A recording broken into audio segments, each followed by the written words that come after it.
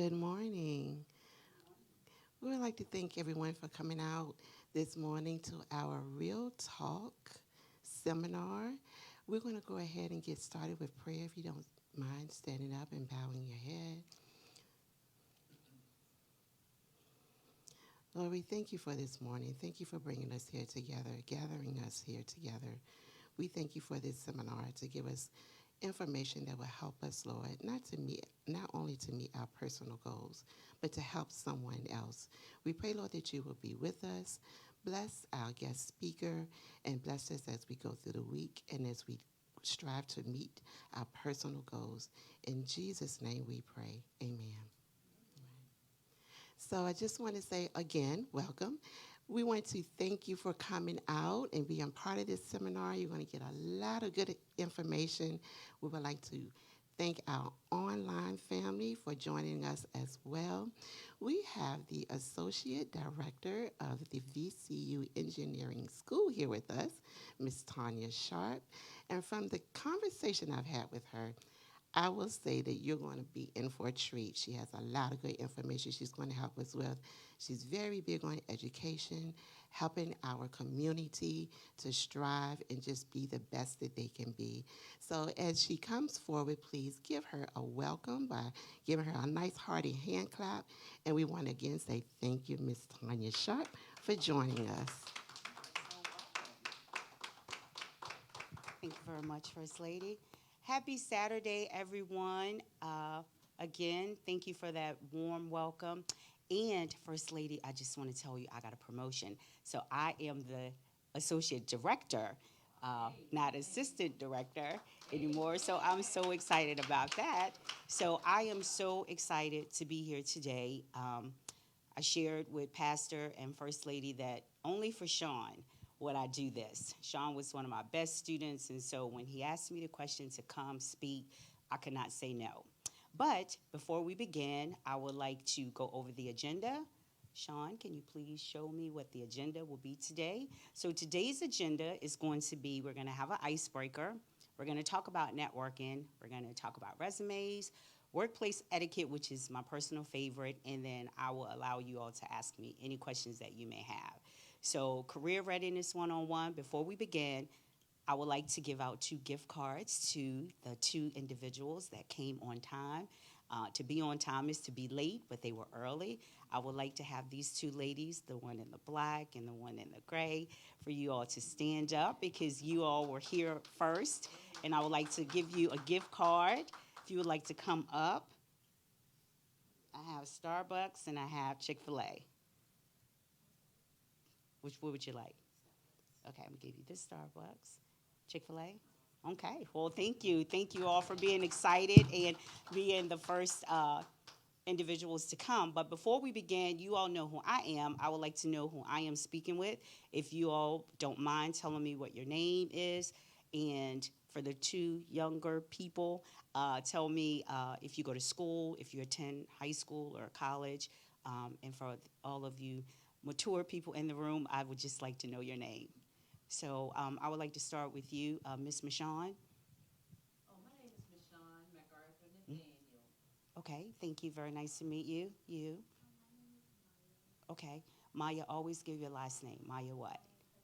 Okay, Miss Kirkland. And are you high school or which high school?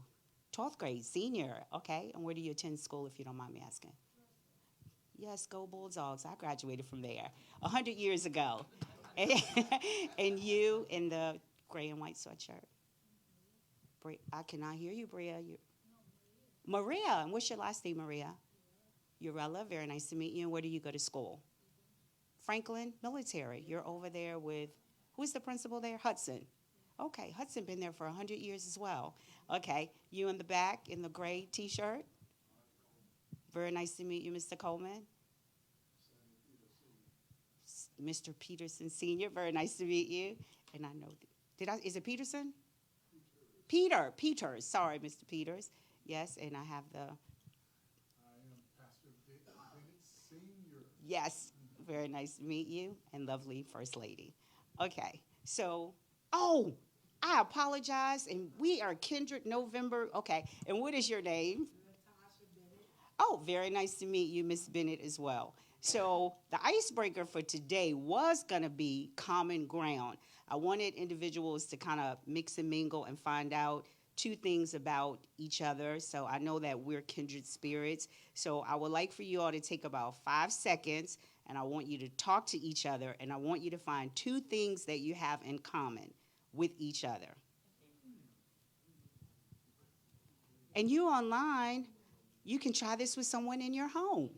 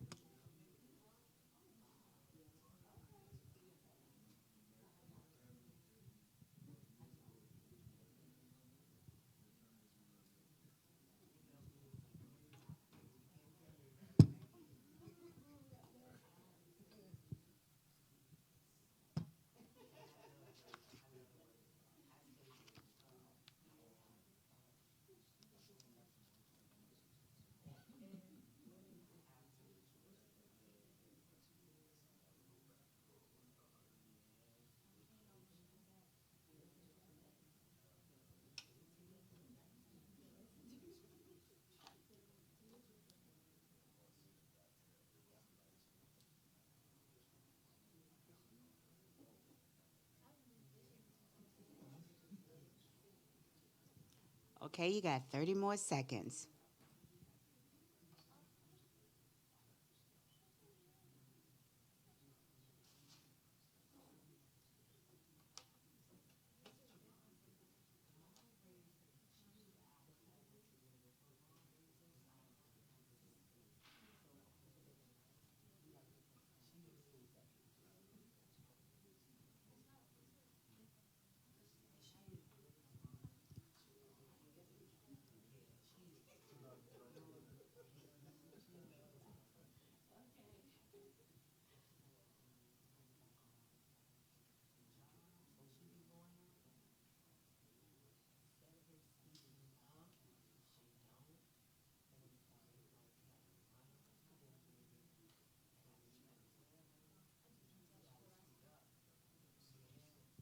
All right, are you all ready to share what you found out about each other that you didn't already know? May I get a volunteer? Yes, First Lady. Maria and I, we both love Starbucks. Okay. And Maya. Maya and I, we both like Chick-fil-A. Okay. Thank you. Jemaya. I wrote Maya. Okay. Anyone else? One more. I could go. Okay. So you said two things Hmm. about each person. Okay, so Maya and I, we like music, Okay. Yes. and we also we both have natural hair. Okay. All Yeah, right. and we enjoy our natural hair. Okay, I'm in the common ground with you all. I'm in the common ground with you all. Okay, do you like all types of music or? Okay, no genre. Okay, yeah, me too. I like all types of music. And And Maria and I like Starbucks, okay, and we also like different school settings, not the traditional school setting. okay, She goes to an academy, and I went yes, to the University of Phoenix okay, and go to Liberty University, which okay, is not really your traditional setting of absolutely, education. So we both enjoy just having a different way of learning. absolutely, because everyone are different learners. I mean, 50 years ago, standard learning, but different learners. Even in my profession, I have to think about that when I'm helping students. And I think, Pastor Bennett, I saw your hand was up, or? Yes. Okay, I didn't do with everybody else, but I have in common with Tasha that we're family. yes, Naturally, yes. we both love music. Okay. All genres, or do you have a oldies but goodies, or country? Okay, okay. My students are very surprised when I tell them like I'm a rap head person, and they go, Miss Sharp, you don't know. I'm like, what are you talking about? Run DMC, and I'll ask them, do you know who Diggable Planets are? And they go, who is that? So I like rap. Of course, I like all gospel country. So thank you all for sharing that. So we are going to get started. I was kind of, Tasha, listening to your conversation in reference to Maya not speaking up on her jobs. And so this is going to be very interactive. If you all have questions, please ask me. And it's more so, it's for everyone, but you two students, this is what my passion is. So if you have questions, you ask me. I just had a conversation with Sean. I was telling him that unfortunately, I was talking to one of my students. Um, Today is Saturday, Thursday, that just graduated from Virginia Commonwealth University. They're in the College of Engineering. And of course, you know, he's young and gifted and of color. And he had a situation where he was on his job for 2 weeks and they fired him. And he was like, Ms. Sharp, I don't know what to do. You know, I needed my job. And I was like, first, I need you to calm down, because what we do is know how to bounce back. We have to come up with the plan and we have to work the plan. And, you know, I was asking him questions like, what happened? And he couldn't get himself together. I said, well, call me back once you get yourself together. Long story short, the person didn't like him. And I said, that was his issue. And he said, well, why would this happen? Again, on my job, I'm the only person of color that is in the College of Engineering, so students come to me. And I try to tell them, when I'm in my office, I'm Ms. Sharp, Dr. Sharp to be.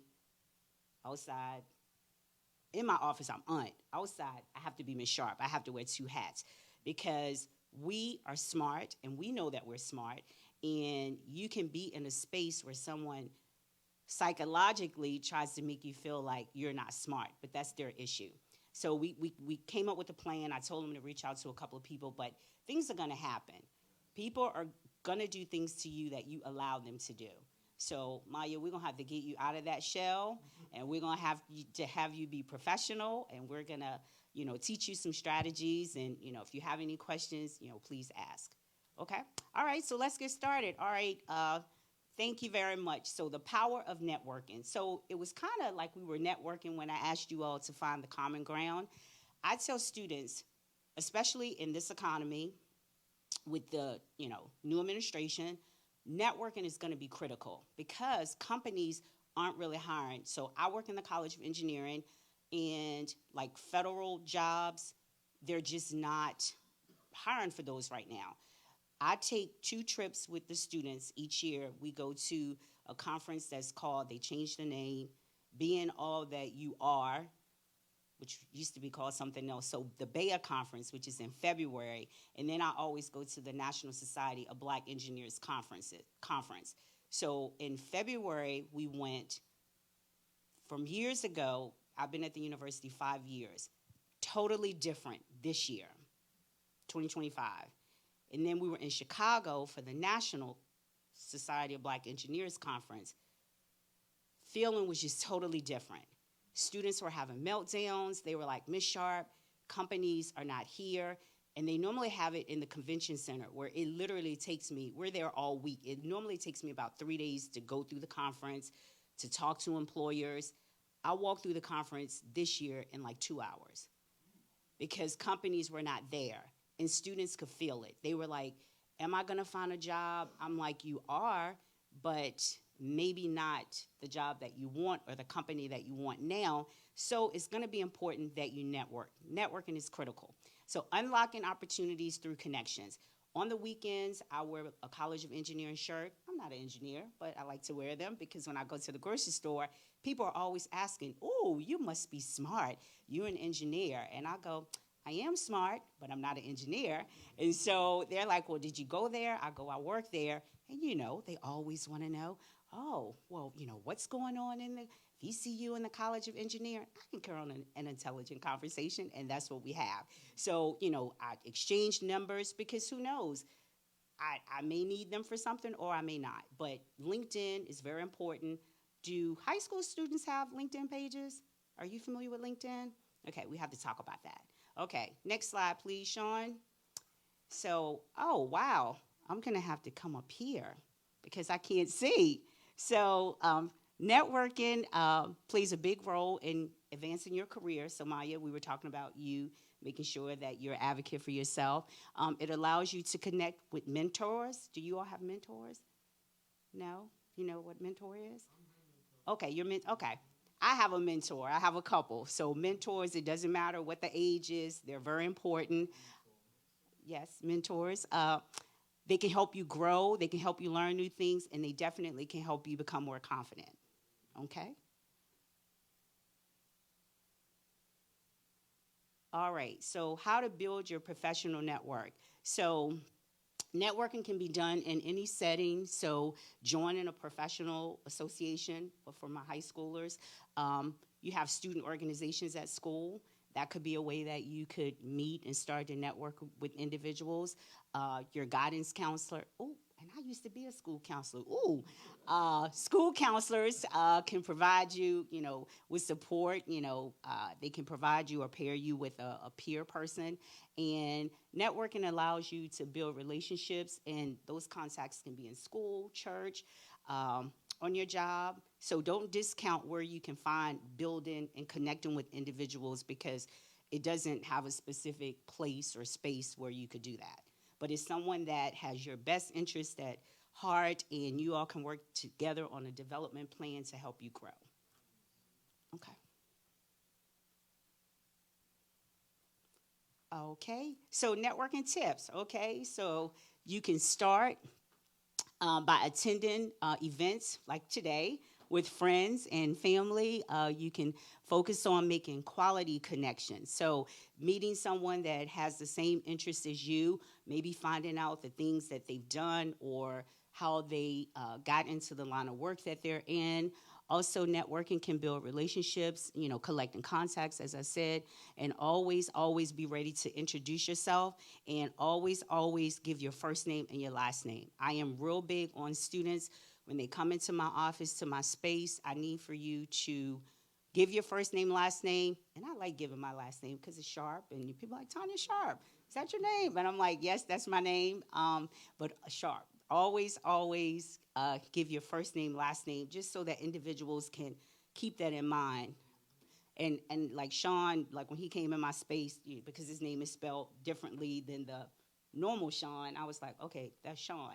And when students come into my office, I have two whiteboards that it's like the autograph board. So I have all my students that come visit me, and I used to do it every semester. I would start over, but I have like hundreds of names on the board, and the students are so competitive. They write all over top of each other, and they write 2 and 3 times, and I'm like, I love you all. Engineers are so competitive. Yes, so I love it. I get to see, and thank you. I get to see what they are, keep in contact with them. Okay. Yes. All right. So we have a little workshop, a little exercise. Who's ready to network? Who's ready to network? Okay. Okay. Let me see what I have over here as far as my networking. Oh, I got it.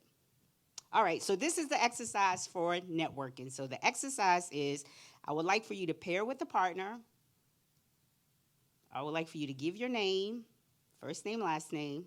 You have to do a firm handshake. Can I get a volunteer for a handshake? Okay, come on up here, Tasha. And then we're going to answer this question. I was in the job ready. Okay. I am Tanya Sharp, and you are? Latasha Bennett. Okay, so Natasha, this is a good handshake. Yes. It's not a firm handshake because you're still like kind of like that. So let's do that again. Okay. Hello, I'm Tanya Sharp. I'm Latasha Bennett. That grip was tighter, like that. Eye contact, like that. Yes. Always, firm handshake. And a smile. Always. Because statistics shows that individuals that smile are more friendlier. That's just what statistics shows. Interested. Yes. Yes. Interested. Thank you, Tasha. Tasha trying to come after my job. Okay. So I want you all to pair, especially Maya and Maria. I want you all to pair with not each other, someone else in the room, and I want you to answer the question. And the question is, what's something that you're passionate about that you would love to turn into a career? That is what the question is. Okay. What's something you're passionate about that you'd love to turn into a career? So something that you like to do that you're not doing now, and you could turn it into a career or something you're doing part-time. or want to do part time or full time. All right, Maria, get up. Maya, get up. Don't you all sit there. I want you all to talk to each other. No, I want First Lady to do talk to Maya, and I want Maria to talk to you because I don't want them to talk to each other. And we have about, I'm going to give us maybe 4 minutes to do that.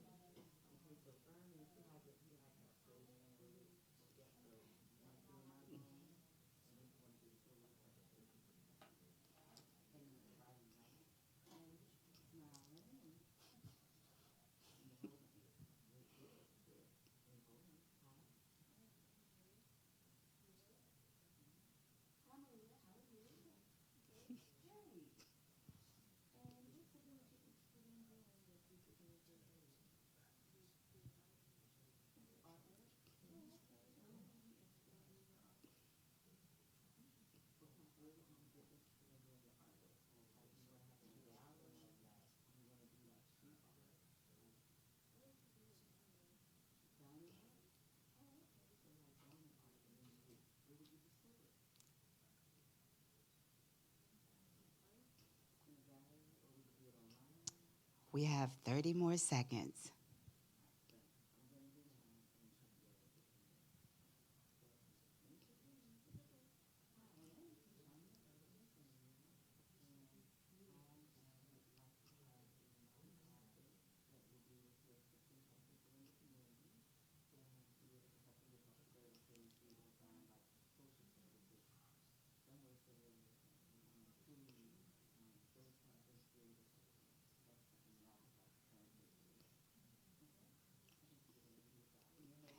Okay. It's okay, Maria. It's okay. Good job. You did do good. Absolutely. Absolutely.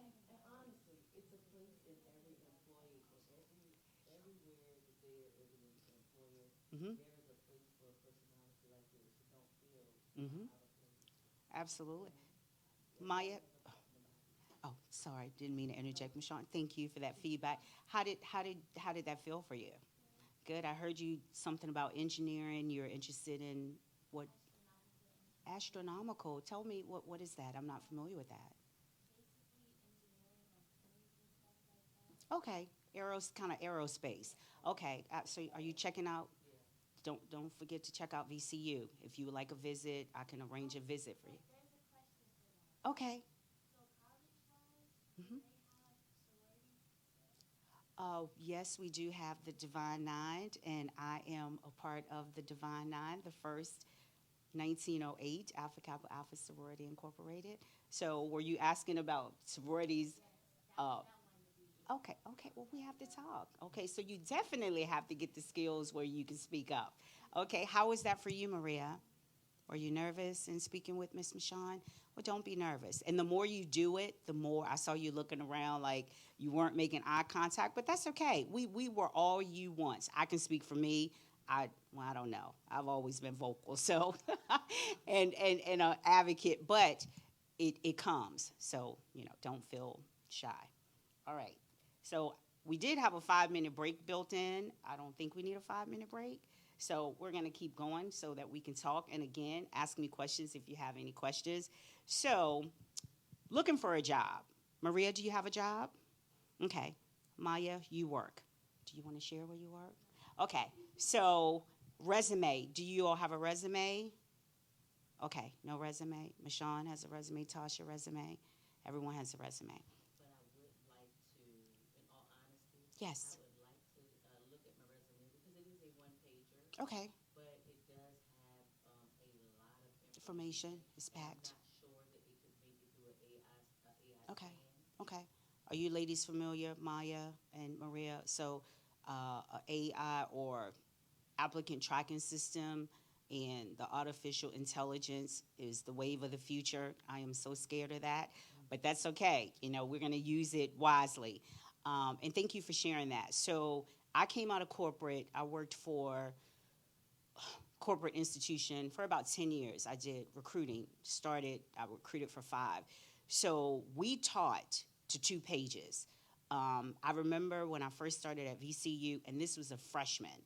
So engineering students are very proactive. They are very go-getters. Not all of them, but probably half of them. And I had a student who is in aerospace engineering, and he actually works for Boeing. And he was a rock star student. He was in my class when I taught the professional development class, and he had a 5-page resume. I said, I've been working for 20 years. I don't have a 5-page resume. So federal resumes are 5 to 9. Yes, but he was a freshman, and he only worked part-time jobs. And I said, Mr. Such and Such, for the purpose of this class, your resume has to be 1 page. But Miss Sharp, you don't understand. Oh, I understand. The assignment is this. If you don't get it to 1 page, you will get a 0 on the assignment. So they were like, okay. I said, after the class, I don't care what you do. So they got it down to 2 pages. I said 1 page. But when I tell you I liked his confidence in who he was, and he was like, Miss Sharp is 1 page. I mean, literally, this student, we would go to conferences, and students would come to me and say, well, Miss Sharp, can I say this to an employer? I said, no, you can't say that, but he can say that. Literally, he would go up to an employee like Apple, Boeing. Oh, I know this about your company. Why should I want to come and work for you? Who does that? Who does that? This student did that. You have value when you bring in value to the company. Absolutely. And that is what I teach students that I work with. Like, yes, that is what I teach students, and I want them to know their worth. And even and Maya and Maria, when you all get to of age, and like salary, Michonne, I tell students, I had a situation where a student came to me, a company, and first lady, pastor, us, we never talked about salaries. We just don't do that. The Gen Zs and the millennials, that is what they do. So they are always in my space asking me, Miss Sharp, I'm upset about this, or I'm upset about that. And I'm like, what are you talking about? So this student was hired by an employer, and they were paying him, and they make good money. And they said, well, this student is making this amount. First of all, I want to know how you know that. I knew, but I want you to tell me how you know. Well, they showed me their offer letter. I go, wow, is that what y'all do? Yes, Miss Sharp. And I said, well, tell me how the conversation went in the office when you all were negotiating the salary. I said, well, better yet, let me ask you this. When they asked you what your salary requirement was, what did you say? He said, I said XYZ. I done hit my desk. I'm like, well, why are you upset? They paid you what you asked for. And he said, but yeah, I want this, and I'm going to ask for that. I said, no, the deal is sealed now. I said, so now going forward, this is a lesson learned. So when you are in the process of interviewing, I would have asked, so tell me what the range is for the position. And then I would have said, well, Maya, the range for the position is this to that. Then your response could be, okay, well, that's within the range. So now you got in your mind what they can pay you. And as a former recruiter, I tell students, some companies will say, this is what I can pay. I can't pay anything else. But then we go into our negotiating skills and we go, Well, let's see if we can get a sign-on bonus. Miss Sharp, they can do that. I'm like, companies can do whatever they want to do. I was an HR recruiter. I remember leaving the bank, going back to the bank, and the recruiter that I was working with, I'm like, you don't know who I am. I am Tanya Sharp. Let me tell you what I want you to do. And she said, well, I don't think that the recruiter can, the hiring manager is willing to pay that. I said, why don't you take this back and you ask her? And she came back with not only the salary, but she came back with a sign-on bonus. She goes, no one's ever asked me that. I'm like, girl, I worked in your role for 5 years at the bank. I know what they do. So, yes, so a resume, I tell people, students, individuals that I work with, this is your marketing tool. And I think that was when I first met Sean, because Sean wasn't a student that came to me when he first started, like his freshman year. So I met him his junior year, and I think the project that we worked on was his resume. We have a standard format that we ask students to use at VCU, and all we had to do was tweak it. And I tell students all the time, what I say is not the gospel. We are working together on this, and this is your marketing tool. And so if there is something that you are adamant about having on your resume, then keep it on your resume. But Mashawn mentioned the AI. So many students nowadays are running their resumes through AI. So Maya and Maria, so really the computer is building your resume up. I can tell when a resume has gone through AI because I'll ask certain questions. And if students can't speak to the resume, I already know it's AI. Like if I were to ask them a question, well, tell me, First Lady, about this. You built a product for Boeing and da-da-da, and you looking at me like a deer in headlights because you didn't write this. So making sure that you're just being very conscious of what you put out when you're submitting jobs and what you have on your resume. Okay, so what is a resume? A good resume versus a bad resume. So a resume, of course, is a formal document that provides a summary of your education, work experience, skills, and accomplishments. So basically, again, it's your marketing tool. I tell students all the time that your resume is your headliner because as a former college recruiter, recruiters are only spending about 30 to 45 seconds looking at a resume. So you have to put, wow, what's going to catch their attention, and then you can talk about the other things in your interview. I went to a conference, this is April at Old Dominion, and it was the Virginia Association of Colleges and Employers. So because I've been on both sides, I was talking to some of the employers, and I wanted to know what were two barriers that they were facing from candidates or applicants. And can anyone guess what one of them was? One barrier that recruiters said that they're facing nowadays. People showing up. Mm-mm. Bad resumes. Oh, So they said bad resumes. I said, well, you don't have to worry about that because I work in engineering career services at Virginia Commonwealth University, and we don't have that. And it was one more. It was two things. the way they were dressed. Nope, but that was on the list. Top two. One, first resume. Second. Nope. What else comes with that? What is that called? Communication. No, but what is that? What do we lump that with? Oh, enunciate, educate, knowledge. Nope, but what else? I'm looking for another word. I know you know it. You be like, nope. How to enunciate and pronunciate words. No, it is communication, but all that comes with that. Poor networking skills. Nope. Give you a hint. Essential skills, soft skills. Students do not, because what do they do all day? What are they on all day? They're on their phones. I have pulled so many students back walking in the street across Belvedere because they are on their phones. It drives me absolutely insane. I'm like, what is happening? I started at VCU in 2020. So that was COVID, and I was sharing with First Lady that I had just left Overby Shepherd Elementary School where I was the school counselor. So we running around, and it was all kinds of chaos every day. So then I go to teaching virtually, but then when we get back on campus, I was as close as you and I were when we were sitting here. I could say good morning to a student, and they just looked me in my eye. I'm like, I'm sorry. Did you not hear me say good morning? Oh, are you talking to me?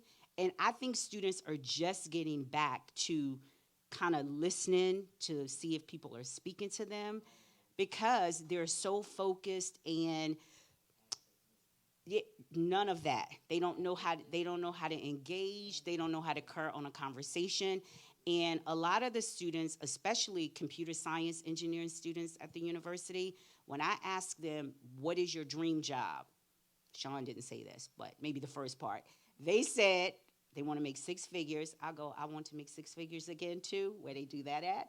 And they want to work remotely.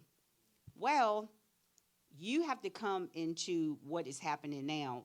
I read an article, and not only are college students competing with other students from other universities and colleges, now you're competing with individuals that have been laid off from the workforce. So now you got that to deal with as well. And the article stated that from a recruiter's perspective, not only are they getting hundreds of thousands of resumes, literally the actual article said the lady did a post of a job, and she posted the job for 24 hours. She said she got 10,000 resumes for that one position. And she said that individuals are going to have to come out of what was done 5 years ago where you could work remotely. They're going to have to want to come back into the office because that's what employers are looking for. And I was like, that does make sense. But, it's hard to kind of convince the students because they have in their mind what they want to do. And I love the fact that they are advocates for themselves and they're go-getters. But, we just have to do what we have to do what we want to do for the moment. So just kind of keep that in mind. And they don't understand when I tell them that you don't have to do this forever. You just have to get a job. Like the student that got laid off, his salary was great. He bought a new car. I've been telling students because of my background, you don't need a new car. If you can stay at home for a year, stay at home, save some money, that car is going to be there. I tell students all the time, and I'm not saying, when I talk to young adults that you shouldn't want nice things. You're talking to the queen of who like nice things. But I tell them, if I had the money on the stuff that I have spent dollars on, designer, this, Gucci has enough money. Louis has enough money. And so I am more impressed with students, what they have in their bank account, their portfolio, and all that, purchasing, owning. And so it's just a different conversation that, we have with students. So getting back to the resume, good versus bad resumes, we talked about that. So creating the content, and Maya and Maria, you do need a resume. You're going to be applying to colleges, and they're going to want you to have your accomplishments in a document. And so your contact information, and I'm not going to read all this, but your contact information, your professional objectives in a summary. Listing your skills. Maya, Maria, are you all in any of student organizations at school? No, you need to become involved. Colleges are looking at the whole holistic student.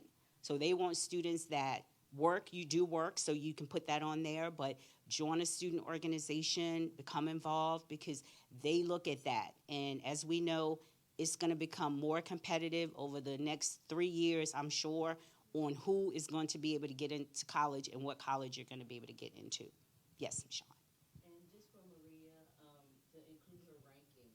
Okay. To Franklin Oh, Military, absolutely. to include your ranking because that is important when they see that Absolutely. you're disciplined. Absolutely. And you're looking and you're very focused on what Absolutely. Absolutely.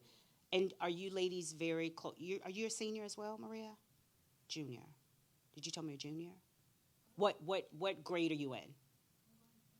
10th. Oh, okay. So you're just starting out. Okay, Maya, for you, do you have certain teachers that you're pretty close with?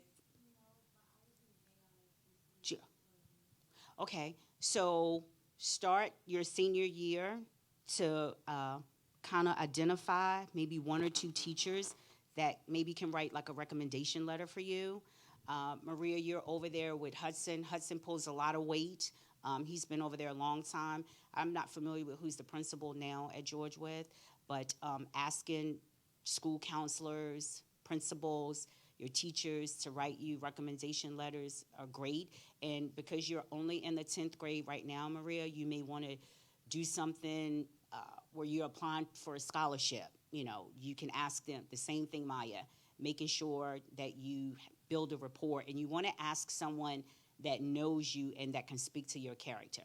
This is what I do. I probably shouldn't put this on film, but students ask me all the time to write a recommendation letter. I don't have that kind of time. From August to September, we're working on the career fair. I don't have that kind of time. And I do this because I want students, like, I can sell myself. I know how to do that. I want them to sell themselves to me. So I have them write their own recommendation letter. I clean it up and I sign it and put my stamp on it. And I am so always in awe of what students write about themselves. And I'm like, I couldn't have written a better letter, because this is about who you are. Yeah. Okay. And also, professional experience, I talked about that. Of course, your education and certifications that you have. Also, projects that you've worked on. Do either of you ladies do any volunteer work? Okay, you got to do something this year. You about to come out of school, you got to volunteer, even if it's at the church, go to the food bank. You have because college admissions are looking at all of that. Extracurricular activities, volunteering. It shows that, you know, you can take initiative. And if you are volunteering, maybe take the initiative to be the lead on something. Admissions is looking at all that. And I've kind of gotten more of the inside scoop of admissions because my coworker came from admissions. And she was like, Tanya, you know, the students have to do this, they have to do that. You should actually come to a preview day. We've been doing them for the summer at VCU. I like to see students come. My 8-year-old nephew, Harrison, is a math whiz. So every event that I have at the school, I'm always VCU gear him up, and he comes to the events. Because I was just telling First Lady, you know, I am fortunate that I had the opportunity to go to college. My mother's college educated. But the only difference between me and someone else is exposure. My mother knew that she wanted to get a college education. She told us, you know, I went to college because I wanted you all to go. It wasn't a requirement, but because that's what I saw in her, that's what I wanted to do. And so I tell students, you know, all the time that you can do this. Don't let someone else get into your head, because they will. But whatever you need to do in order to put yourself in that position, I can help you. Sean can help you. The pastor, First Lady, ask questions. I would tell students when I taught class, I don't know what you don't know. And so don't wait till the last minute. I get on students all the time. When they come and they're not doing what they're supposed to do, then it's too late and I can't help you. And I know that some students, because in the culture, we just don't ask for help. Or, this is my favorite, I don't want people to know my business. People know your business. Yes. What I notice about these kids, Mhm. they don't talk. They don't speak up because they're so busy in their phone. Absolutely. And it's taken away from what they Absolutely. what they need to be learning and stuff. Absolutely. Whenever I do, I didn't see it in Maya or Maria, but the first thing I do whenever I'm speaking in front of anyone, I always ask the students, can you just give me an hour of your time? Put your cell phone up. All I need is an hour. Before you started, I said put the phone down. Well, thank you. Because I would do that because I feel like, this is a sidebar conversation, but I did a presentation at the Richmond Technical Center. And probably shouldn't have said that, but that's okay. I ain't gonna say when. But room full of students. No one looked like me. I was the only one. But of course, all the students looked like me. So I was observing the space, and I was like, okay, I was doing a LinkedIn workshop for the students. And I was looking in the back because you could see everything from up front. And the teachers or instructors, whatever they're called, they were in the back talking. So I stood up when they introduced me and I walked up and I was like, hello. It was on a Friday. I had all this energy and they were like, hello. I said, no, no, no. First of all, it's a Friday. I work from home on Fridays. I got up and put on a suit, makeup, all of that. Let me try this again. I'm going to turn around. And I turned around, like, hello. And they was like, hello. And I said, I got out of bed to come here because I wanted to do this workshop. May I have 25 minutes of your time? So they turned their cell phones out.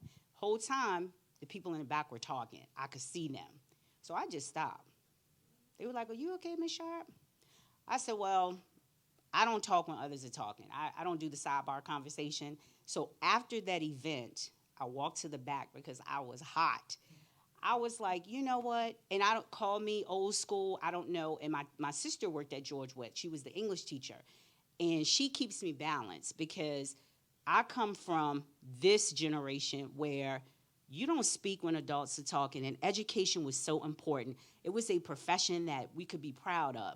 Now you got the Gen Zs and the millennials and the ABCs and all that, and you got to meet students where they are. Well, I'm just not going to meet you where you are at all times. I'm just not going to do that. And I think it's about respect. And I could tell, the students, I pointed out a couple of students that were listening and they were respectful. And I'm not saying the other kids weren't respectful, but the expectation was not set before we got there. And I tell them, and they invite me back every year. I just haven't been in the last 2 years because I've just been busy. But I'm like, we need to take full advantage of the opportunity because I see how other people do and we just don't. And I am huge on education. I suck up everything. Oh, well, they can do this, and that's how we need to be. Okay, so we got what goes on the resume. So here are just a couple of red flags. Typos and grammatical errors. Yes. Be specific instead of being generic. More so, this is for like our adults, you explain unexplained employment gaps and overly complicated formats. I hate a busy resume. I like clean, First Lady said her too. I like clean resumes. I don't like bullets and lines and then open bullets and closed bullets.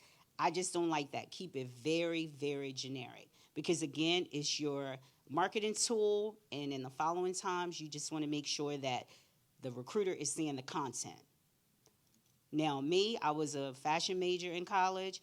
I may have had like a fancy resume. I don't know.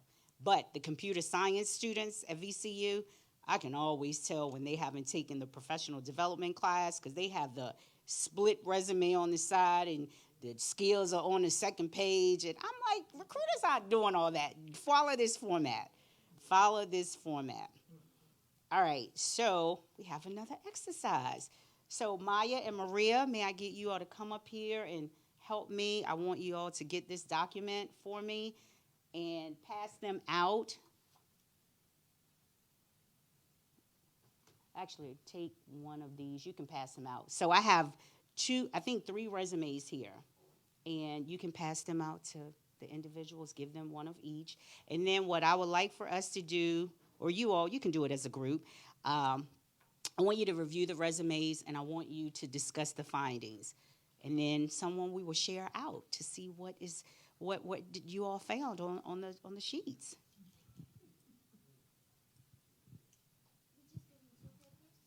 One. So you have one set, then Maria one of each. Yes, one. They should get one of each. So it should be 3 sheets. Yes, one. And then for the bad, I want you to maybe come, point out, identify one bad thing on the bad resume, and then maybe one good thing on the good resume. And I think I did student, and then I think I did an adult resume. But it doesn't matter which one you. Thank you very much.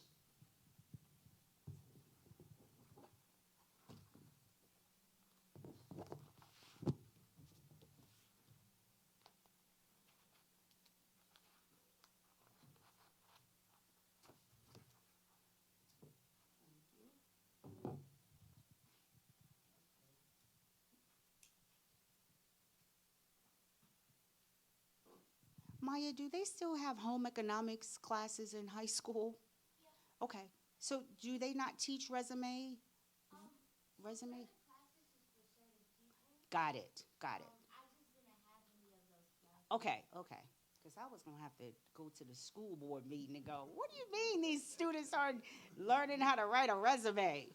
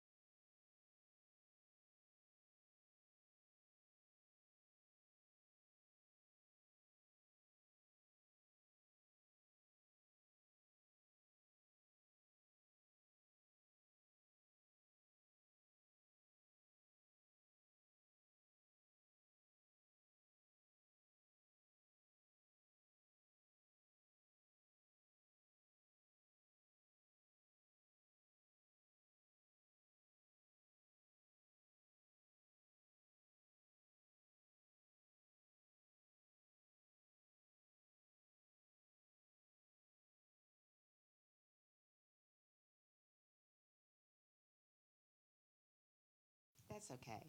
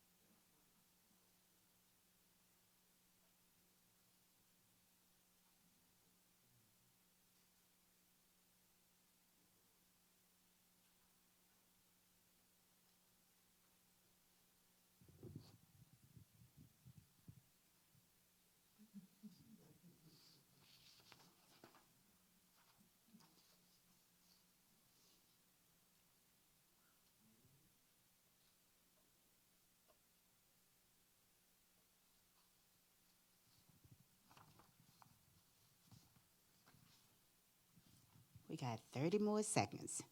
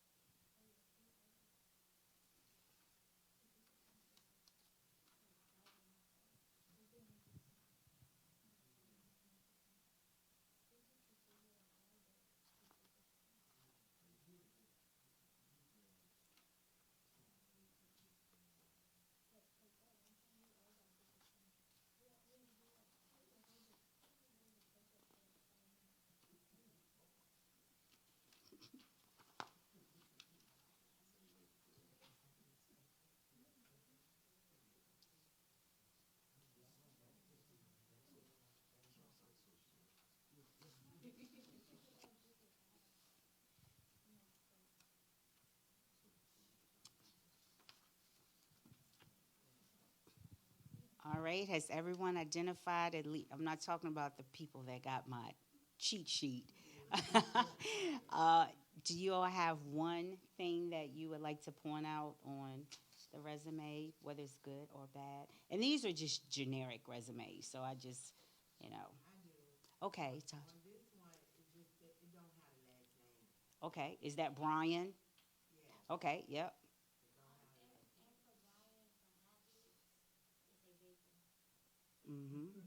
Okay. And it's funny that we're laughing about this. I think I plugged in one or two things. College students, I mean, their resumes, I didn't put it in here, but last semester I had a student, I don't have my readers on. Okay, this is a good email address. Their email address was on the resume. It was like hot chick. Look, Michelle going, hot chicks 101 or something like that. And the student and I went back and forth, and I said, "Do you think you should have this on here?" And they go, "This is my email address, Miss Sharp. I like it." I go, "Well, you may want to change that." Even okay, now I can see. Look, I have my readers on. B boy for life. You may want to change that. Uh, so, Brian, anything else on the Brian email? I mean, resume? Yes. Ask me later. Do not. And for and we teach Tasha to not put references on there on a resume because they can ask you for references. I'm sure high school may still teach that, but once you get to the college level, we don't have references on there. All right. And anything else? Yes. I don't know yet. Absolutely. Absolutely. Okay. So, Brian's resume, what about the Lean Martinez resume? What do you all think about that resume? Okay. And why, Tasha, do you think this is the correct one?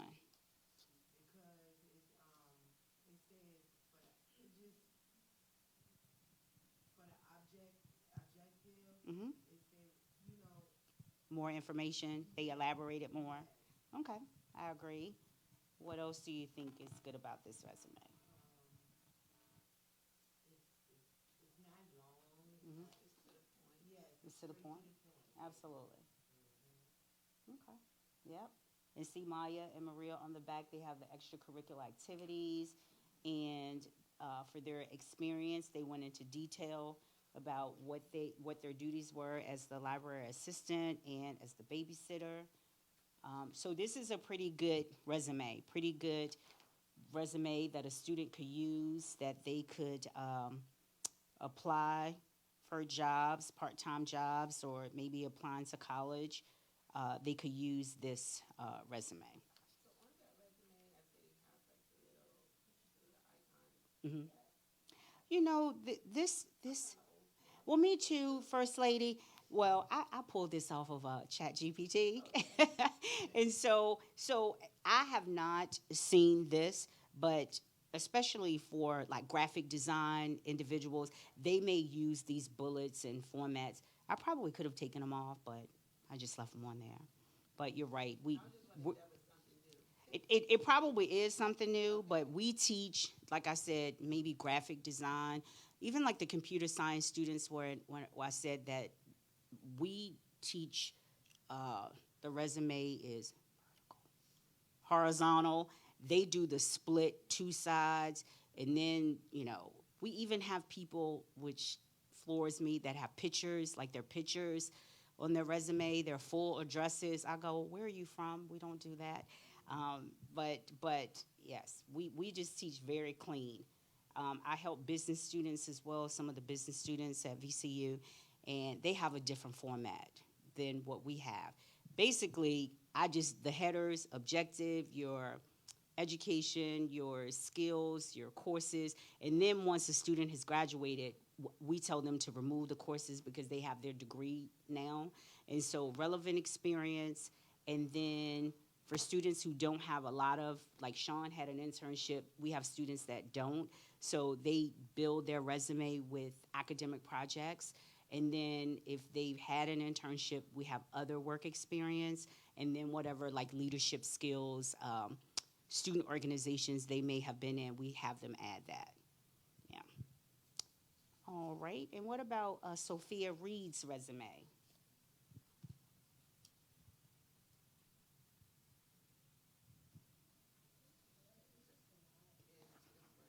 Okay.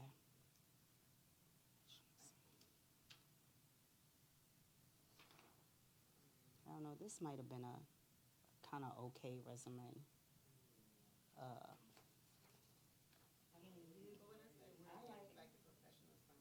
yes, yes, yes, yes. Yes, in education. She got her professional experience, and for my adults, because we're talking. Who was yes, Miss Shawn? No, no, no. Go ahead.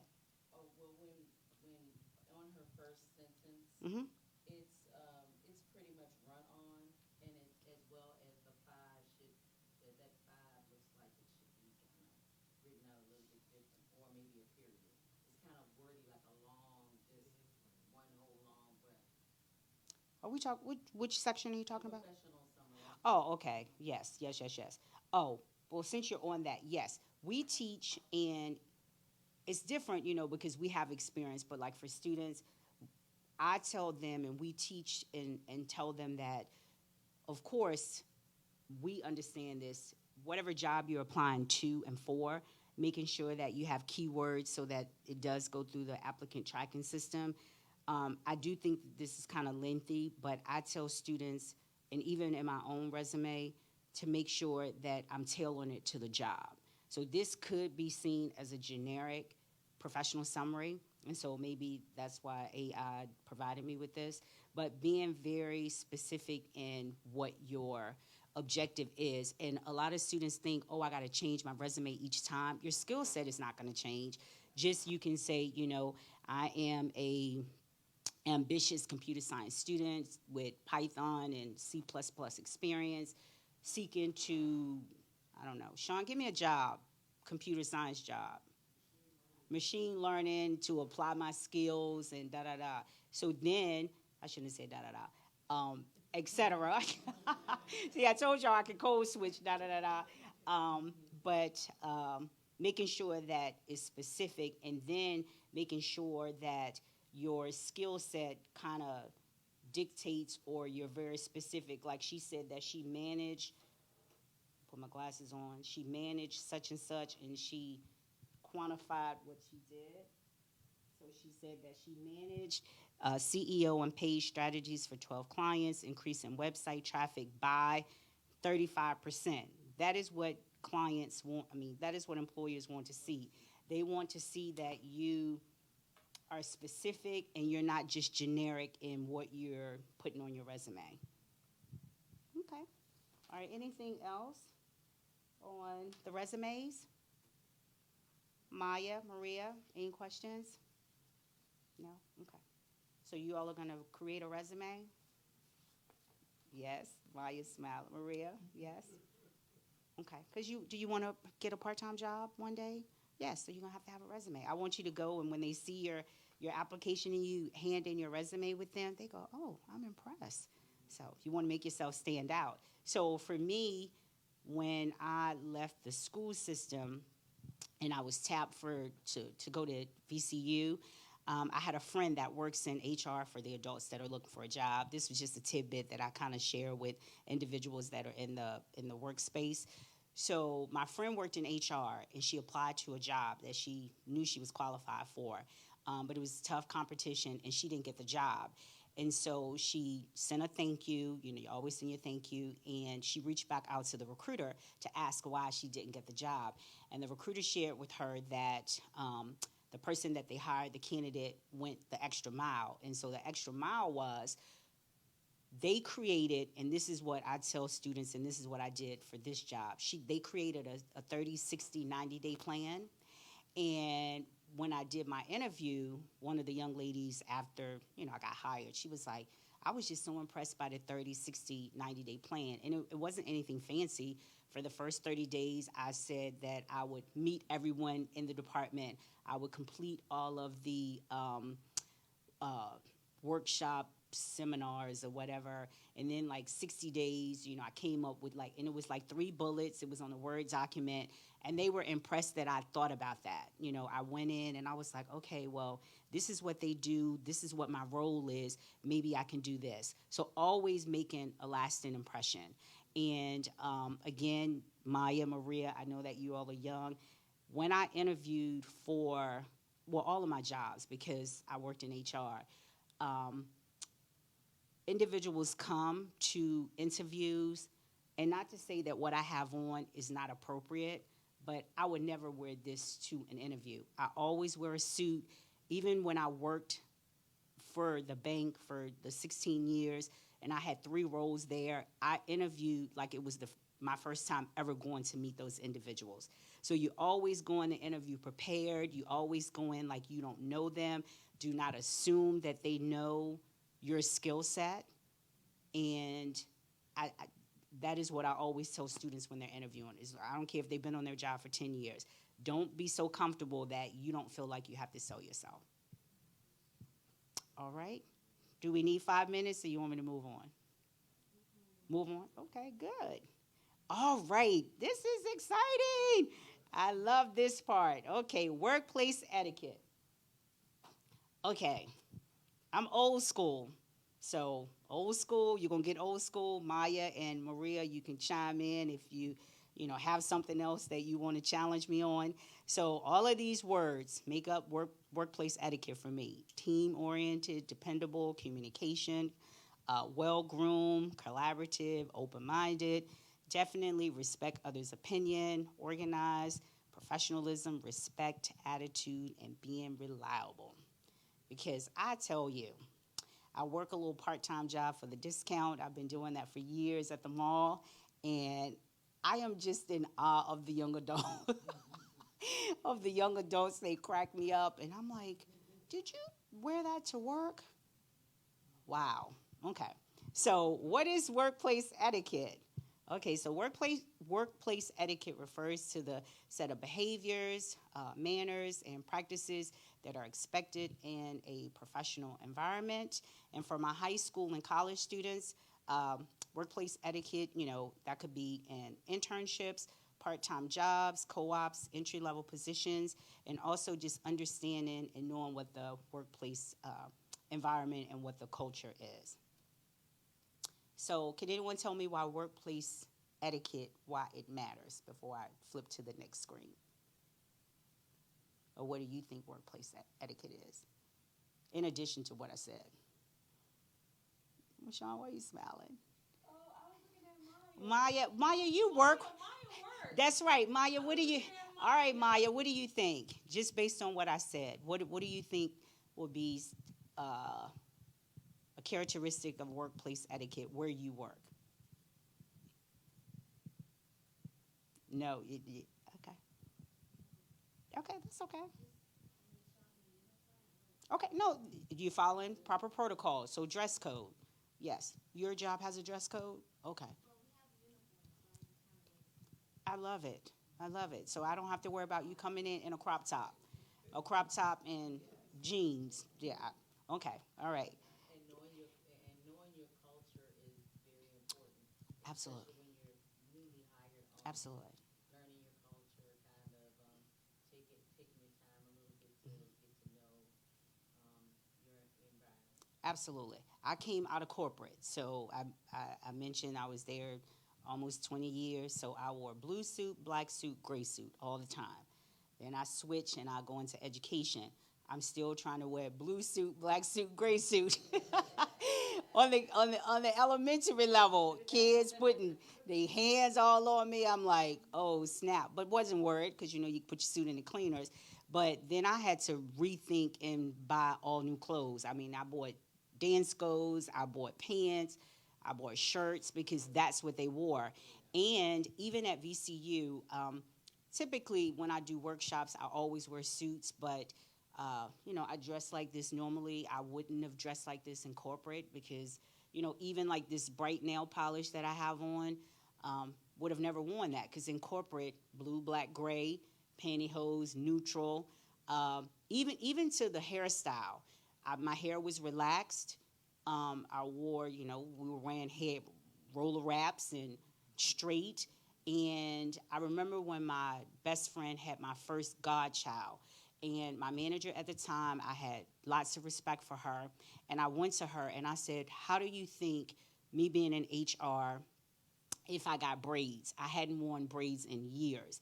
And she said, do you want my honest opinion or do you want my professional opinion? I said, well, both, because I value both. And she said, I wouldn't get braids. And I was like, wow. So I didn't start getting braids again until I was working at Overby Shepherd, and I wore braids then. And even in my space that I'm in now, I will blow my hair out maybe like once a year. But I love my braids. I love what we can do with our braids. But I'm comfortable in who I am to be able to wear my braids. But some people still, their mindset is they're not professional, and that's a whole nother story I can go into. But knowing the culture is very important. And when we have our career fair, individuals have gotten away from wearing suits to recruiting events. People are wearing their company polos and their khakis. And even when students go on their interviews, they may say, well, Ms. Sharp, they said that the dress code is business casual. I need you to wear a suit on your first interview. And then when you get in there, when they say business casual, if you wear jeans, I need them to be dark jeans. And I need you to wear maybe a button-down polo or something. Always keep a blazer hanging on the back of your door because you never know when you have to go into a meeting. Um, Oh, well, yes, belt, I'm with you. Pull your pants up. Um, Also, no graphic tees. I mean, I see it all. But again, I have to go back to we had a mixer on campus in the spring, and I had students that came in graphic tees. They had on shorts. And I didn't know them because I'm not teaching anymore, but I went around to each one of them and I said, after this event, I need you all to come to my office. And the students that knew me, they go, oh, you in trouble. But they didn't know what they didn't know. And I understand that, Maya, Maria, you all want to be very expressive. Students know not to come in my office with pajamas on, and they cannot come into my space with a wave cap on. We're at VCU, Virginia Commonwealth University. VCU is an institution of higher learning, and we're not going to have that. But since you brought that up, I wasn't going to bring that up. Yes, the bonnet. I had a student that freshman, I knew he was a freshman because he had on a big orange bonnet. And he was walking around, and I said, XYZ, who is that? And they go, Ms. Sharp, that's a freshman. I said, okay, well, I need to see the freshman. So the freshman came over, and I was like, hello, I'm Ms. Sharp. It's very nice to meet you. This is your first year. How are things going? He said, oh, great, and da-da-da. I said, well, can you follow me to my office?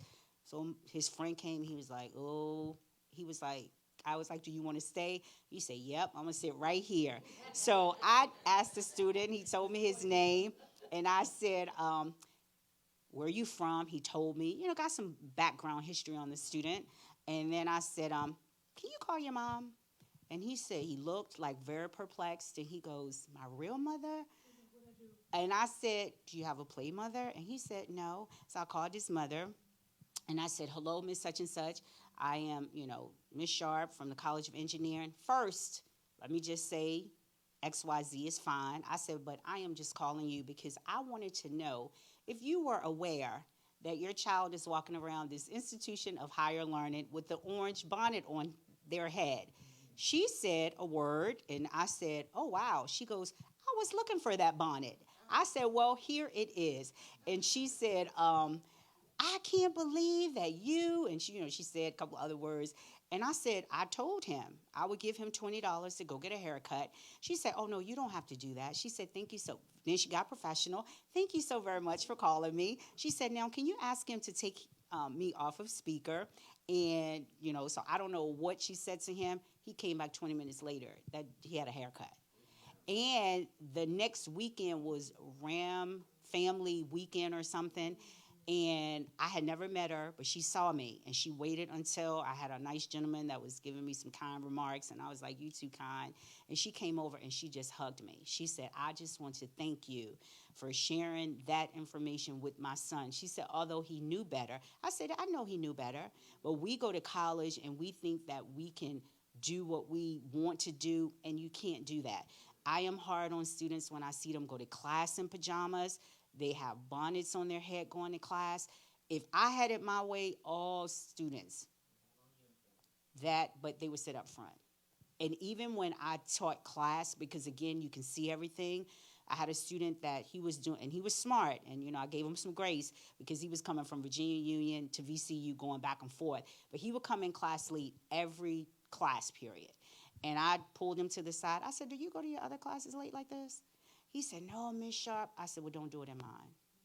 He said, "Yes, ma'am." One of my favorite students now. Because they don't think that we see all of that. Okay. And in workplace etiquette as well, arriving on time.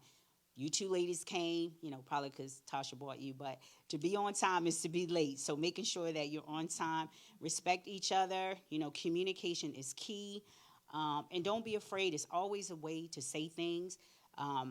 As I've gotten older and, wiser and mature, I have to think about things. The hot-headed Miss Sharp 10, 20 years ago, what do you mean we can't act like that in the space? I know better. So take a deep breath. You got to walk away from it. I just had to have a conversation with my director the other day.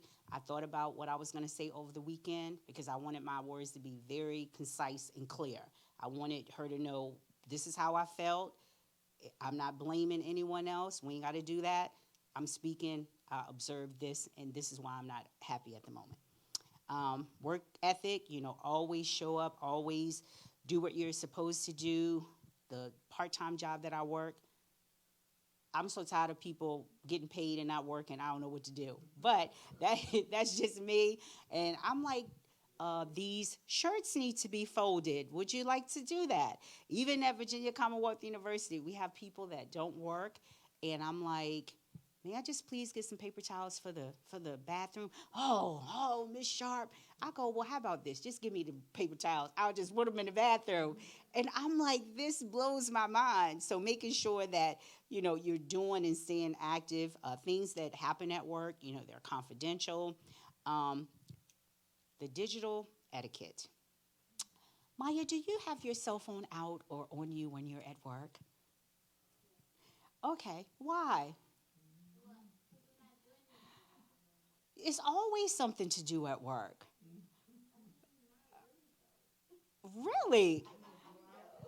Really? And the reason, me too. And I think because they weren't taught that, the expectation wasn't set in the beginning. So literally, in my part-time job, I work at Chesterfield Town Center. And I have watched, because I'm just a part-time employee that work once a month, 12 to 4 for the discount. I don't try to groom people because I've been there 12 years part time, and every time I try to, I'm there for the discount. We get 70% off suits and all that. This is why I'm here.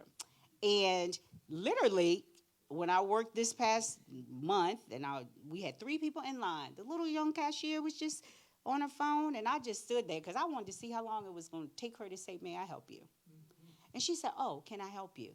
That's really like taking money from the company because you're not doing work. But, so what about buds in your ear? Okay. Because, you walk up to people. I'm like, "Are you talking to me?" I'm like, "Are you working?" I'm like, "What is happening?" So just be very clear. But then you have managers that are always on their phone. I'm telling you, I could do some consulting work and clean some stuff up. It's a taught and learned behavior. It In is. the handbook, it says, don't use your phone. Don't use Yes. earbuds. It's a safety issue. It's a Yes. liability. Absolutely. And then the young people go in, they're Yes. working, they're like, I'm not going to use my phone because they told me in orientation, don't Yes. use phone. Yes. Then the manager using their phone, and it's not Absolutely. for work, It's not forced. and they, Yes. right, and so it's not for work, and so they see them doing it, it's like, A- are they doing it? I'm Absolutely. doing it too. And with the dress code, I work for a retailer, and there was an image, and I think the image is gone. But our sister store at Stony Point, I mean at Short Pump, they still kind of value what the culture is. But I've gone in a couple of times and they've had individuals working there, and I'm like, you work here? But again, and I think that, companies are trying to merge the two, but it's tough when you have 22-year-olds that haven't been trained properly. But sometimes I do tell individuals, well, you're not supposed to do that. Like the pharmacy that I used to go to because I was like, this is just way too much. It's like Twilight Zone. And one time I went in there and I was having such a bad day and I was trying to pick up my prescription.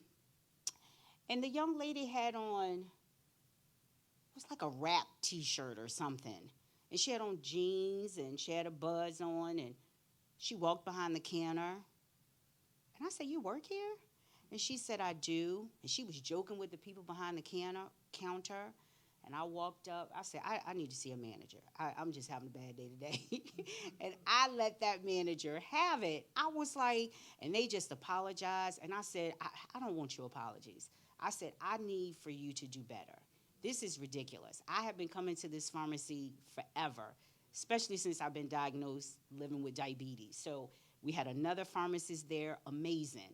He left, and I was like, I don't know if I'm outside in the parking lot. I said, this is crazy. They said that they didn't have what I needed. I said, but here's my automated message that is here. Well, we don't have it. I said, okay. I said, but can you get it? And they go, well, it's going to take 2 or 3 days. I said, but I need what I need. I need my insulin for my pump. Well, you can drive to such and such. I said, well, you know what? I can. I said, and I'm going to drive over there, and I'm going to move my prescriptions because this is awful. And why did someone from corporate just happen to send me an email that day about the service? So that service was not good. That email and that conversation was not good, and I said, this is ridiculous. Because sometimes, I'll just let things slide, and I'll go, well, I'm just not going to go back to that store. You raising your hand because you let it slide, or you got something to say? Yes, ma'am. That's right.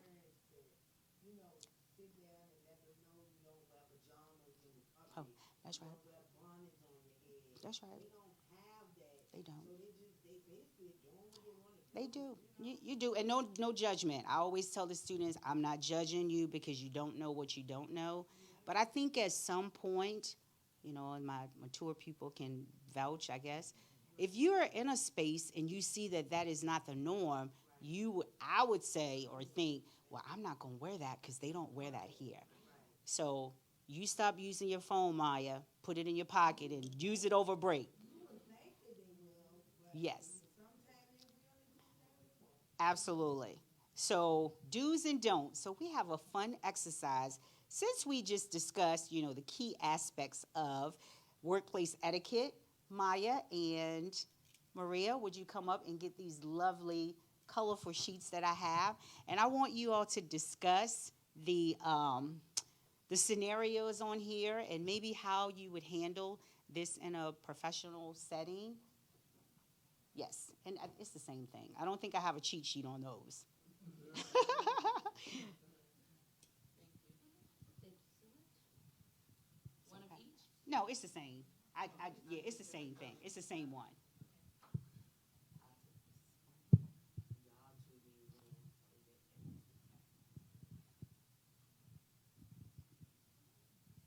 Thank you. Thank you, dear. So maybe we'll do maybe 5 minutes on these. And we don't have to do all of them. Just a couple. I just want to hear what you have to say, especially my 2 young adults. Do we talk to each other? You can't, no, yep. It says, get in groups, discuss the scenarios, and have fun role playing.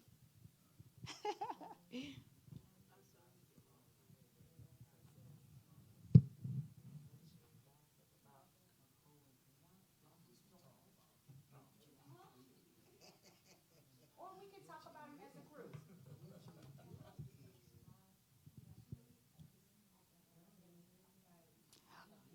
Okay, we're gonna talk about this. We're gonna talk about this now. So we're gonna just go down the list. Okay, hold on. Yeah, let's do. Okay, so I heard what Maya said. So the first uh, scenario is, have you you overhear gossip about your coworker? How do you respond professionally? And Maya, what was your reply? Okay, why? Not your business. Hmm. More mature person, how would you handle that? Okay. Anyone else?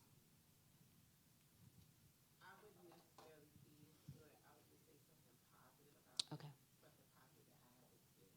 Okay. Okay. And I'm just giving you a hard time, Maya, because depending on the day, I may would say, I don't want to hear that. And if you have an issue with them, go talk to your manager. Okay. All right. Second one. What is it? And just to add to it, Yes. Dr. Sharp, Yeah, I receive it. Say it one more time. Come on. 2026. okay. Just to add to it, being in leadership. Normally, if I see a group and Mhm. they're together and they're gossiping, Mhm. I normally just say, "What are you guys talking about? Yeah. Would you like to share it with me?" Mhm. And then they all get quiet. Yes. So if you're speaking about something that you can't share, Mhm. then you shouldn't be talking about it. Absolutely. Good So response. let's do something different. Absolutely. Yeah, and Okay, like that one. Okay, well, Maya, we kind of addressed this. Maya, not Maya, a worker keeps their cell phone on silent and co-workers, and help co-workers when needed. I don't have a problem with that one, but I would just suggest that you're conscious of maybe checking your email, your cell phone when you're on break, because you're not technically supposed to have it. Um, all right. A team member takes credit for someone else's idea. We get that a lot. I hear you, First Lady mumbling. What'd you say? Well, how do you handle that? Just being generic. How do you handle that?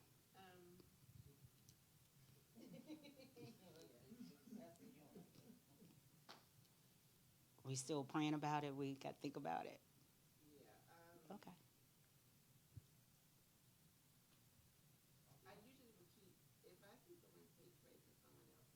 Hmm.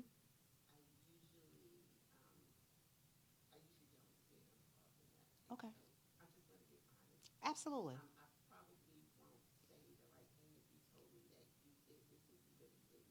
Okay.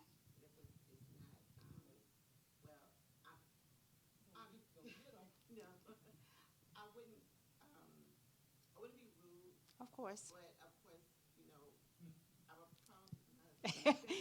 Pass it. Sure. Sure. Yeah. I thought that was perfect. So what do you feel is wrong with that? Because if you've thought about it, I'm sure that you have to take a step back. But it's okay. You and this is real talk. The two young people don't understand it. Um, I understand that because we're taught we don't want to speak this way and we don't want to speak that way. I told you my grandmother's a Scorpio. She's deceased. May she rest in peace. And I had to learn things like that the hard way. And she was like, "Well, why are you coming home crying about this?" I'm like, "Well, Grandma, I can't say this." She goes, "Why not? As long as you're an adult, just like they are an adult." Um, and again, I've learned, especially being in this doctoral program, I know what good leadership looks like because I've had good leadership. And I know for a fact that I'm a good leader. I know this. I treat people with respect. I try to match and meet their goals. And so, therefore, if nothing else, over the 3 years that I've been in this program, I'm going to say what I have to say. But just maybe taking a step back, like you said, you know what, I'm going to have to think about this. Because we know how to use our words. We don't have to be, rude about it or disrespectful. But then sometimes you get people that they do things and they say things and you go, wow, because they can. And then, you go back like, I know he's still working on me, but I'm about to go full throttle on you too. in a nice way. But then sometimes, First Lady, I've gotten to the point now. I'm like, you know what? I'm not gonna waste my energy on you. You know what you did. Yeah. So I thought, That's why in the beginning I said I probably wouldn't say anything sure. because do I know I am a blunt person and Mm-hmm. because you know what Mm-hmm. you did. Absolutely, absolutely. Know what you did to me. I tell what you do in the dark is gonna come out in the light. So you keep on telling tales. I may not say that word. Yes, Tasha, and then Pastor. It's not what you say, It's how you say it. how you say it. That's right, Tasha. And I will tell them, me, I'm a blunt person. I tell them straight, you don't get credit because you didn't do it. That's I right. gotta know. Okay. Okay, the kind words and wise words of the pastor. How would you handle this? But I really don't have a comment Okay. as to how I will handle it. Yes. But I often laugh at Sean Mhm. and my wife Okay. because they are, people of education involved in school and group work. Mm-hmm. And oftentimes, Sean and my wife, even when she was in school, Mm-hmm. they will be working with a group, and she actually just do not like working in groups. But I just find it funny that you ask this question, Mm. and she has to answer. That's all. But Mm. they do not like the group work. Well, my capstone, I am with you. He done took me into this zone. I wasn't gonna bring that up, Pastor, but I am working. Our final defense is a capstone project, and I am asking everyone because y'all are family, and then other individuals pray for me because because I I I have been fortunate in the program that I've worked with people. I'm working with two individuals that I haven't worked with, and I set the expectation when we had our meeting. So we had our team covenant meeting, and I had to really think about how I was going to proceed with the two individuals that I am working with. And I was very upfront. I said, we are all women of color. And what I don't want this chair to experience is that we cannot work together. And I am A type, and they're A type as well. I said, so with that being said, you work for the government, you work for the Virginia Police Department, I work for the university. We are all professionals. So therefore, if it's something that we are not doing, I would prefer, and you all can tell me if you don't agree with this, that you come to me, and then if we can't come to a common goal, then we get the chair involved. Because when we're in a workspace, it blows my mind because I had a situation where adults went to someone else and they said, I made them do certain things, and I had to explain to the chair, well, first of all, they're lying. Second of all, they're questioning my integrity. And thirdly, I'm going to leave this group because I don't want to deal with that. And I said, I'm disappointed that they haven't learned anything from this leadership program, and I don't want to work with them. And and I'm being transparent because we're talking. I was supposed to graduate in May of 2025, so I had a group that I was working with, and you know how you're in a situation, and I think I was telling Sean, you're in a situation, and because I'm a leader, and I was having a really hard time, and I went to my mother's one day, and she was like, baby, are you okay? And I just burst into tears. I just broke down. And you know how I wasn't excited from day one working with them, but I said, you know what, God, you got me. I know you ain't placed me here. You know all the things that you say. And every time somebody asked me about the project, these were my exact words. I said, I am ready for this to be over. I just kept saying I didn't enjoy the process. And one of my chairs that I had, that I selected her, she's an African American professor. And when I made the decision, we talked about the situation. She said, I knew from day one that that wasn't going to work. And when I had to have the conversation with my chair, after I talked to my mother, I said, this is what I'm going to do. My mother said, I am proud of you for putting you first. But I told her if I had to pay more money because VCU was paying for my degree, it would have been a different story. We would have all just have been miserable.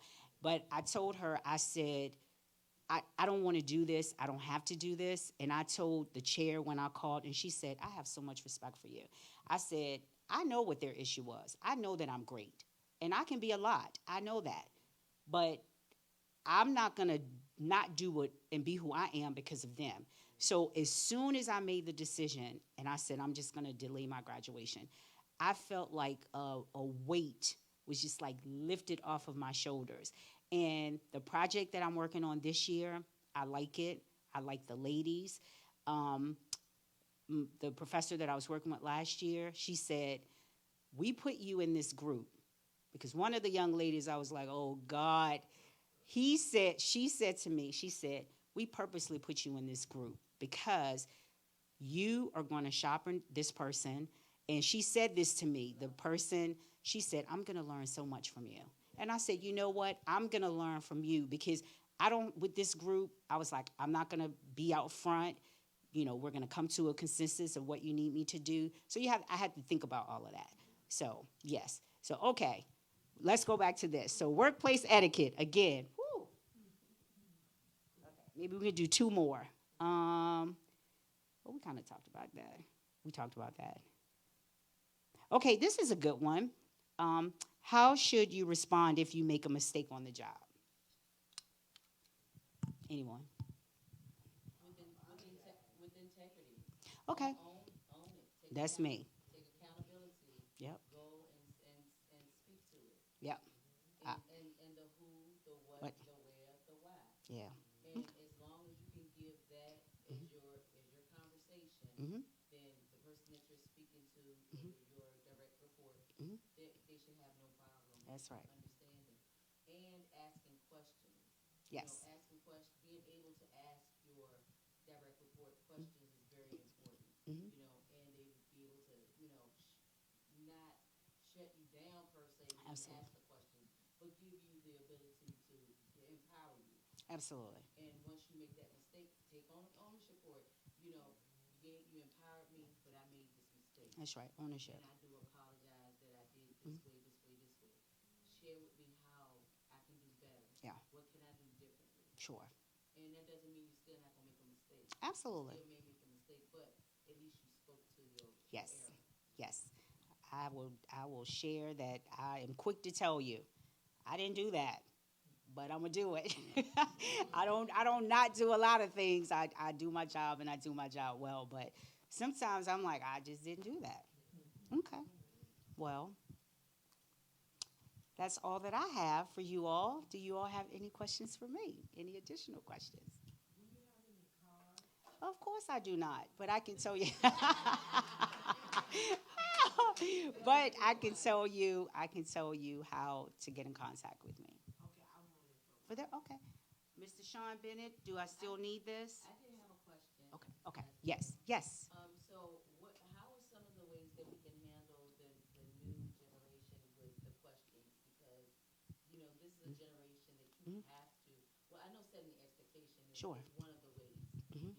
telling what we're going to do, how we're going to do it, why we're doing it, why Mhm. it's important. Mhm. But when they come back and they push back the questions, because they're so innovative, They are. They are. and they ask questions, and so what is a good way for leadership Mhm. to answer those questions? Well, you hit the nail on the head. I mean, they're innovative, and I just feel like we have to meet them where they are.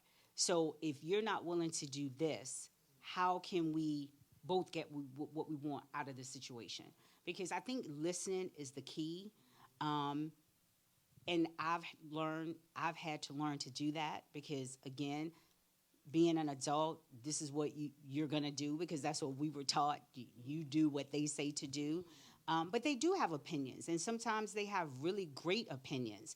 Um, for example, I remember we went to Armstrong when I was in corporate, and we were talking to students, and we were talking about the dress code.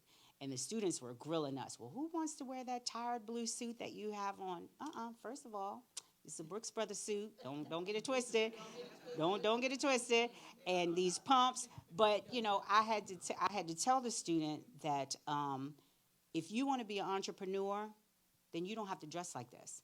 I chose to work in corporate, so I have to abide by the rules. So in thinking about that, And I ask students all the time, well, if you don't want to do this, what do you want to do? And how are we going to get to where we need to go? Because at the end of the day, we got to meet the common goal. And the common goal is not for me to say, you should do this, or you tell me this is what I'm not going to do. We need to come together. Let's find something that's going to work for both of us.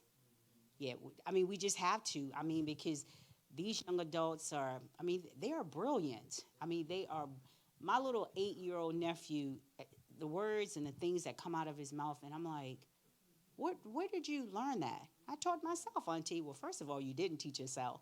But just because his parents always talk to him and, I'm just, yeah, we have to. And we don't shut him down. He questions things, and my sister was like that. She questions everything. She's brilliant too. But, my mom and my grandmother, I tell people all the time, my mother was a great mom. She did the best she knew how to do at the time. But then when my sister came along, because we were 21 years apart, my mother was a whole different parent. I was in college when my mom had her. My brother was in the military. My mom was a totally different parent with my sister. And I see that. My sister got to be vocal. Not that I didn't, but she was way vocal. Not in a disrespectful way. And my mother's response was, I'm tired now. And I go, well, we didn't get that. And my brother and I would have conversations, and I see the way that she parents her son is the way that my mother raised her. Like my sister's goal, and she says this all the time, and her little group of friends, I'd be just sucking up all the knowledge. And they're like, it is my job as a parent not to make my child who I want them to be. My goal is to help them be who and nurture. And I don't know if you all are into zodiac signs. My nephew is a Gemini. He is way on the Gemini spectrum. He is very artistic. He doesn't like team sports. Like he goes, he played flag football and they lost their games. He goes, oh, well, we lost again. He likes doing, but he's in team sports because you have to work in a team. And he loves to read, and he just likes being, he's like, oh, that is just who they are. And they embrace that. We don't say, she lets him try different things. I want twists in my hair. I want to cut my hair. I don't want to wear this.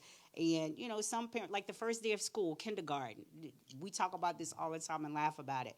My sister and my brother-in-law were so excited when he started school. He goes to Barack Obama. So they wear their little uniforms. He looks all cute. She was like, yes, he going to get his first pair of Jordans. He was my brother-in-law, he had Jordans, New Balance. My nephew cried like no one's business. I don't want to wear those Jordans. I don't like. My brother-in-law was like, these are cool, and Dad has these. My sister went to Target the night before. She was like, I got to find my baby some Batman because he wanted to stomp and light up. She said, I am not going to have my child on the first day of school upset because we want him to wear Jordans. My sister took him back, and to this day, he doesn't wear Jordans. He likes Skechers. He likes Pokemon. But his socks got, and my sister recognizes that. If they were a different kind of parent, he could have been traumatized. For wearing Jordans on the first day, and he ain't like those. Yes.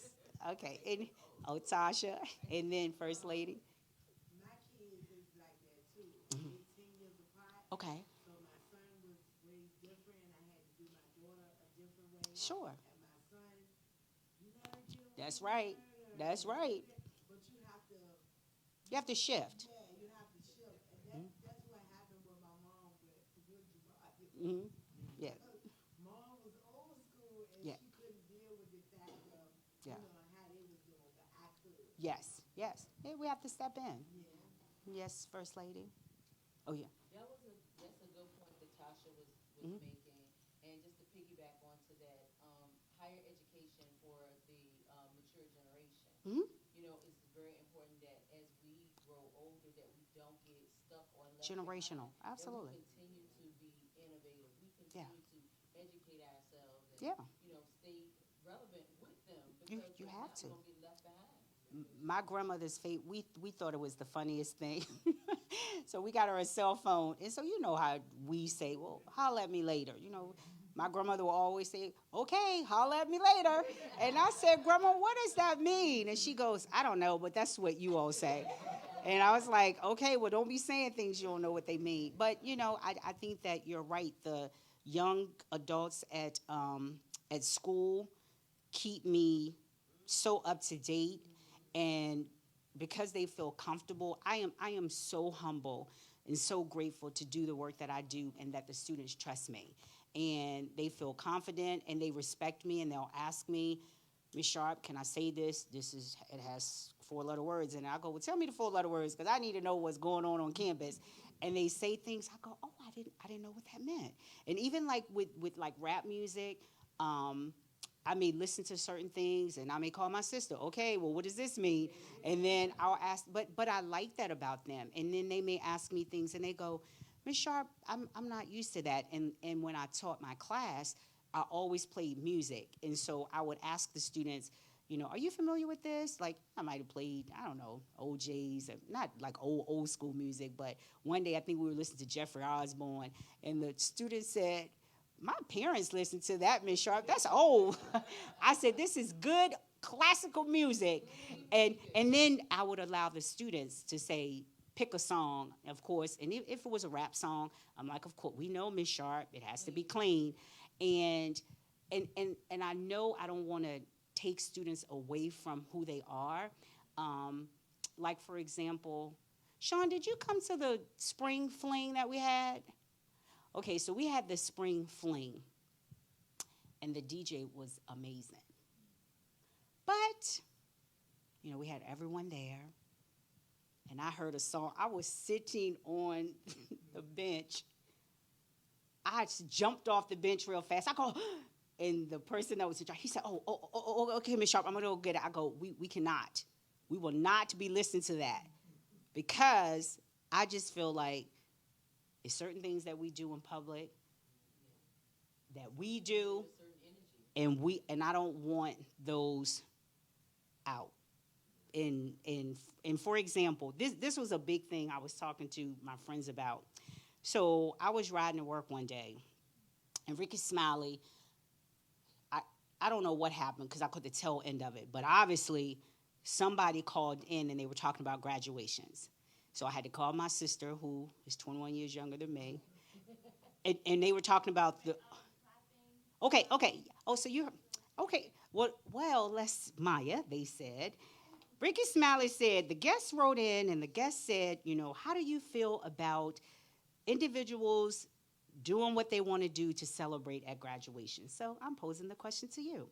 So the question is, do you think that students should hop across the stage? I'm in a sorority. I think you should be able to throw up your pinky and do what you do and flip and do whatever you want to do, because you're exciting. But this person, the caller called in and said that their niece went to a school, probably an HBCU, because school was 80 grand or whatever, and they were doing an inappropriate dance, twerking on stage. And Ricky Smiley goes, well, what is too far? So people were calling in. So what do you all think? And I'm going to tell you what I think. Just doing whatever they want to do on stage at the graduation celebration. Okay. Well, you're the first lady. No. Okay. Okay. Okay. Tasha said they should do what they want to do. Anyone else? I'm with Nate. You with First Lady. Yes, Okay. Okay. and make sure your attire is proper. Okay. Make sure your tassels are where they're supposed to be, Mhm. and shoulders back. Okay. Yeah. That okay. So Tasha, so both of you were say something else, First Lady? But I will say I did see something online where a guy with a young man was graduating, Mhm. and he was doing some type of dance, and the principal joined in with Oh, him. you talking about Ron Clark Academy? Yeah. I saw that. I Yeah, saw, and I I was love like, Ron Clark Academy. well, okay. Okay. I didn't have a problem, but it's not anything I would We do. Okay. So Tasha, First Lady, Michonne. So I had to call my sister, because I was like, I agree with the caller, but then I hung up on her because I wanted to hear. I said, I'm gonna call you back. I got to hear the rest. So this gentleman, the caller, I thought it was very profound what he said. He said that there is protocol and there is ceremony. A graduation is a ceremony. and there's protocol to be followed. No, protocol and celebration. That's it. So graduation is a ceremony and follow protocols, just like in the sororities and any other organization. And the celebration is after. If they want to do that afterwards, then they can do that. So then my sister, because we, having a conversation, well, I think students should be able to do what they want to do. I don't, people have spent money, they could be the first gen in their family. I said, I get that. But again, I'm old school like you. I'm going to be very beautiful. I'm going to have my hair flowing. I'm going to have on my Louboutins. I'm going to have my pressed gown on, all of that. But I just think it's a time and a place for everything. That maybe the a dance, but not that dance. That gentleman went into detail, and he described what she did.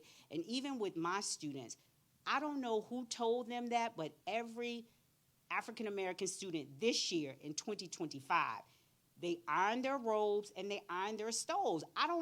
We have students that the day of, they take it out the packet. I'm like, when did we stop ironing those? All the students, they were like, Miss Sharp, I don't have an iron. I left campus and went home and got my iron and my steamer. And I was like, well, we didn't know we were supposed to iron these. Well, shame on people for not telling you all. All the NSBE students better not show up, and they better not be wrinkled. My son, when Yeah. he graduated from high school, I was ironing and That's crying. That's right. I was ironing and crying. I was like, Yeah. thank you, Lord. Absolutely. Thank you for getting him through, Lord God. I Absolutely. thank you. I Absolutely. was just ironing and crying. Absolutely. Sean, I'm turning this off. Thank you very much. Thank you very much for being attentive. I had a great time. Thank you again, and I'll see you soon. Wow. Very good. Very nice. You're welcome. Let's give another hand clap for Miss Sharp. This whole event today was wonderful. I completely enjoyed myself. Miss Sharp, and she said 2026, Dr. Sharp. If she's not a doctor, she should handle herself like a doctor. And this church and everyone here was very grateful to have had her here today. I learned a lot. I learned a lot. I don't know about you. And I'm happy for these two young people we have here today to be able to, Maya and Maria, you guys got a treat today. And often with my resume, I haven't had a lot of them, but when I did, I always had Lady Bennett here. And now I get to the point now, if I have something I need to write, I'm taking it to Sean. Here's my phone. and they check my spelling and all of that stuff. But I am so thankful to have had Ms. Sharp here today. She has been a blessing to us. And to everyone online, I'm pretty sure you enjoy this too. She has blessed us all. And I think for our young people to know etiquette and know what it is that they need to do, know who they are, understand what's proper is so important in this day and time. I'm Gen X, so we didn't get to have all the cell phones, and we had phones that the phone line went all the way to the upstairs, and your mom would pick that. What you doing on that phone? I think that our generation is super really because we got to experience what it was to not have that phone and to have that phone. I remember when I got my first beeper, I thought I was something, boy. I keep 10 cents in my pocket because if I need to pull over, back then when a Lady Bennett would text me, I got to pull that car over and get, the phone booth. But again, I don't want to hold you any longer. We are so grateful to have had you today. VCU is the place to be. Yes, it is. All of my children have gone there, and I pushed them to go there because they have gotten a really good education at VCU. Sean is a very well put together, sharp young man. As a result of working with Ms. Sharp and other professors that were at VCU. But look, we don't want to hold you any longer. We thank you for your time, and may God bless you and may heaven smile upon you. Thank you.